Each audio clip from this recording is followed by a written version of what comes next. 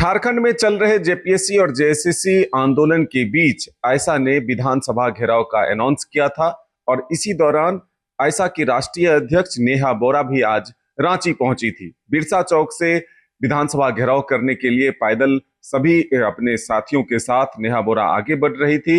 विधानसभा से ठीक 1.5 किलोमीटर के पहले करीब एक व्यक्ति उन पर स्याही फेंकता है और उसके बाद वो प्रेस कॉन्फ्रेंस करती है और विस्तार से ये कहती है कि ये जो व्यक्ति स्याही फेंकने वाला था वो किसी धर्म विशेष का नारा लगाता था।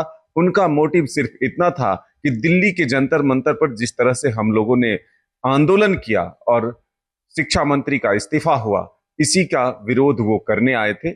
ऐसे में मानसिकता उनकी समझ में आ रही है, लेकिन हम इससे रुकने वाले नहीं, इससे डरने वाले नहीं। छात्रों के हितों में लगातार काम करते रहेंगे। आइए क्या कुछ और कह रही हैं प्रेस वार्ता में, आपको सुनाते हैं। कॉन्फ्रेंस के लिए यहाँ पे आए। पहला तो जो हमारे मार्च का मुद्दा था कि वो स्टूडेंट्स जो जयपाल सिंह मुंडा स्टेडियम में बैठे हुए हैं, अनिश्चितकालीन धरने पे बैठे हैं, भूख हड़ताल पे बैठे हैं, उनकी जो पहली मांग है कि जेपीएससी की जो 14वीं जेपीएससी की परीक्षा हुई उसे रद्द किया जाए और री एग्जाम की डेट और शेड्यूल तुरंत घोषित किया जाए ताकि समय पे भर्तियां हो सके। उसके समर्थन में दूसरी उनकी मांग कि जेएसएससी सीजीएल की जो परीक्षा है जिसमें भी अनियमितता पाई गई है उसको रद्द करके री एग्जाम का शेड्यूल घोषित किया जाए और समय पे भर्तियां हो, उस मांग के समर्थन में। और तीसरा कि वो प्राइवेट एजेंसियां जो शिक्षा व्यवस्था में घुस करके लगातार इस तरीके के मिसमैनेजमेंट को, इस तरीके के करप्शन को सिस्टमैटिक बना देती है, उन एजेंसियों को, टीडीपीएल जैसी एजेंसियों को, एनटीए जैसी एजेंसियों को तुरंत रद्द करके इन परीक्षाओं को कराने की जिम्मेदारी सरकारी संस्थानों को देनी होगी ताकि जवाबदेही सीधी सरकार से ली जा सके। ये 3 मांगों के समर्थन में आज हम लोगों का मार्च निकल रहा था बिरसा मुंडा चौक से। उस मार्च के दौरान जब मैं वहाँ पे खड़ी हुई थी बैनर के पीछे, मेरे साथ साथी विभा खड़ी थी, बहुत सारी और महिला साथी खड़ी हुई थी, नारा लगा रही थी। तो एक व्यक्ति जिसका नाम अमरनाथ पांडे है, 26 वर्ष के हैं, वो हजारीबाग में रहने वाले हैं, हिंदी ऑनर्स की पढ़ाई कर रहे हैं विनोबा भावे विश्वविद्यालय से और आरएसएस के मेंबर। वो व्यक्ति आ करके पीछे से मेरे ऊपर इंक फेंकते हैं सर के ऊपर और अपने इस क्रिमिनल एक्ट को जस्टिफाई करने के लिए वही करते हैं जो आरएसएस से एफिलिएटेड लोग करते हैं, और वो है धर्म का सहारा लेना, जय श्री राम का नारा वो लगाते हैं। उसके बाद वहाँ पे जो लोग प्रोटेस्ट में मौजूद रहते हैं वो उनको पकड़ते हैं और उनको पुलिस के हवाले किया जाता है। इस वक्त वो पुलिस थाने में ही है, उनका डिटेल्स लिया जा रहा है, उनसे बातचीत जारी है।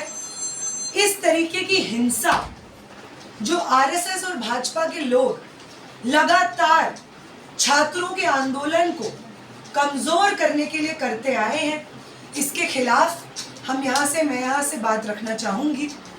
वो लोग जो क्लेम कर रहे हैं कि झारखंड में जो छात्र आंदोलन चल रहा है जयपाल सिंह मुंडा स्टेडियम में, वो हम चला रहे हैं, राइट विंग चला रहा है, भाजपा चला रहा है और यहाँ पे हम किसी और को एंट्री नहीं देंगे, वो लोग उन्हीं मांगों के, वहाँ पे जो अभ्यर्थी हैं उन्हीं छात्रों की मांगों के बेसिस पे जब हम एक मार्च निकालते हैं तो सवाल पूछना चाहेंगे हम उनसे कि क्यों आपको ये जरूरत महसूस होती है कि आप उस मार्च को डिसरप्ट करने के लिए वहां पे हिंसा करने की कोशिश करें।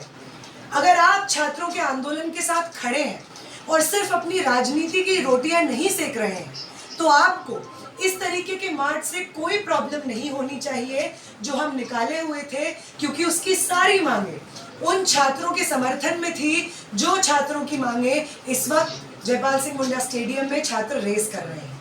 बहुत सारे अभ्यर्थी जयपाल सिंह मुंडा स्टेडियम से हमारे इस मार्च में शामिल हुए थे।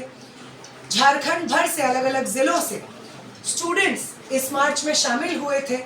अपने शिक्षा के मुद्दे, रोजगार के मुद्दों पर आवाज उठा रहे थे, फिर क्यों जरूरी लगता है बार बार भाजपा और आरएसएस को कि वो इस तरीके से प्रहार करे छात्र आंदोलन पे? क्या उन्हें इस बात का गुस्सा है कि मैं और मेरे साथी उस आंदोलन में शामिल थे जिस आंदोलन ने उनकी पॉलिटिकल पार्टी से आने वाले शिक्षा मंत्री का इस्तीफा दिलवाया? क्या ये बदले की भावना से सुचारू रूप से वो जिस तरीके से ऑनलाइन महिलाओं को पकड़ पकड़ के बलात्कार की धमकियां, जान से मार देने की धमकियां दे रहे हैं, उन महिलाओं के ऊपर टिप्पणियां कर रहे हैं, 6 एफआईआर 15 साल की एक लड़की पे कर रहे हैं, इसी नफरत और बदला लेने के एजेंडे से क्या आरएसएस के लोगों को ये बात कही गई है कि आप जाइए और वो तमाम लोग जो जंतर मंतर के आंदोलन में शामिल थे उन लोगों के ऊपर इस तरीके की हिंसा करिए? ये पहला सवाल है जो मैं चाहूंगी प्रेस के माध्यम से हम पूछे उठाए। अगली जो चीज़ है जिस पे हम बात करना चाहेंगे वो ये है कि वो पॉलिटिकल पार्टीज जिन्होंने पिछले महीने में जो हमारा छात्र आंदोलन चल रहा था धर्मेंद्र प्रधान के इस्तीफे के लिए, उसमें अपनी एकजुटता जाहिर की, समर्थन जाहिर किया, हम एक्सपेक्ट करते हैं कि वो पॉलिटिकल पार्टीज जो इंडिया अलायंस से हो सकती हैं, जेएमएम हो सकता है, अगर वो हमारे छात्र आंदोलन का समर्थन कर रहे थे तो उन्हें जयपाल सिंह मुंडा स्टेडियम में जो छात्र संघर्ष कर रहे हैं उनकी मांगों को भी मानना होगा, ताकि वो ये फर्क दिखा सकें कि छात्र विरोधी भाजपा सरकार के खिलाफ हम सब संगठित क्यों हैं और छात्रों के हित में अगर वो सही मायने में है तो छात्र आंदोलन जो झारखंड में चल रहा है उसकी सभी मांगों को यहाँ पे झारखंड की सरकार माने। ये हम आखिरी बार मीडिया के माध्यम से सरकार तक पहुँचाना चाहेंगे। देखिए, अगर जंतर मंतर में 20 तारीख को जो हिंसा हुई, जो स्टेट की तरफ से ऑर्डर पे मैक्सिमम पॉसिबल हिंसा, मैक्सिमम पॉसिबल डैमेज करने का जिस तरीके से आदेश आया, ऐसा लगता है उनके कारनामे से, अगर उससे छात्र नहीं डरे तो मैं भी एक छात्र हूँ, मैं भी एक स्टूडेंट एक्टिविस्ट हूँ, एक स्याही से हम क्यों डरेंगे? बाकी कपड़े गंदे हुए हैं, मुंह गंदा हुआ है, एक बार नहा लेंगे, कपड़े धो लेंगे, सब साफ हो जाएगा। उनके मन में जो हिंसा है, वो उनके मन में जो नफरत है, उसका सफाया होना ज्यादा मुश्किल है। ये स्याही से छात्र आंदोलन कभी ना कभी डरा है ना कभी डरेगा। नेहा मैडम, जिस तरह से बीजेपी और क्या जेनजी आंदोलन दोबारा से फिर से खड़ा होगा, आपका क्या सूचना है? देखिए, वो जेनजी हम इसलिए कहते हैं क्योंकि एक यंग इस देश का यंग मास जो कि अभी आने वाले कुछ समय में वोट करने के लायक बनेगा या अभी पिछले कुछ सालों में वोट करने की एज में आया है, तो जेनजी का वो टर्मिनोलॉजी होता है। और उस लिहाज से बहुत सारे ऐसे स्टूडेंट्स जो जेनजी हैं वो इस वक्त बैठे हुए हैं जयपाल सिंह मुंडा स्टेडियम में। इसलिए भाजपा आरएसएस चाहे तमाम कोशिश कर ले, प्रधानमंत्री वीडियो पे वीडियो बना दें, उनके सांसद पार्लियामेंट से अजीब अजीब हरकतें करें अपने आप को जेनजी के प्रति रिलेटेबल बनाने के लिए, मोहन भागवत चाहे जेनजी के साथ वार्तालाप क्यों ना कर ले, उन्होंने जिस तरीके का धोखा इस देश के जेनजी नौजवानों को, मिलेनियल हर जनरेशन को दे दिया है, वो हम सब के दिलो दिमाग में बसा हुआ है। इसलिए स्टूडेंट मूवमेंट को हाईजैक करना उनके बस की नहीं है और ना उन्हें आता है कि स्टूडेंट मूवमेंट में ऑनेस्टली हिस्सा कैसे लिया जाता है। अगर उन्हें आता तो ये जो आज का मार्च हुआ, जो स्टूडेंट्स के तमाम मांगों के समर्थन में ही था, उसमें ये लोग हिंसा नहीं करते।